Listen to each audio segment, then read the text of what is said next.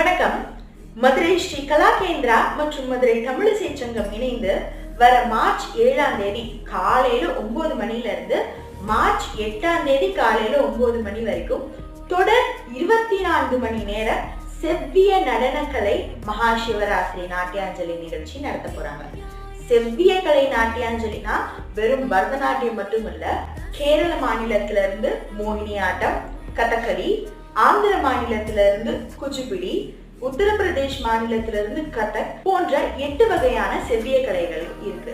அந்த 8 வகையான செவ்விய கலையில இருக்கிற சிறந்த நாட்டிய கலைஞர்களை தேர்ந்தெடுத்து இந்த நிகழ்ச்சி நடத்தவிருக்கிறோம். எங்க இருந்தானே கேக்குறீங்க?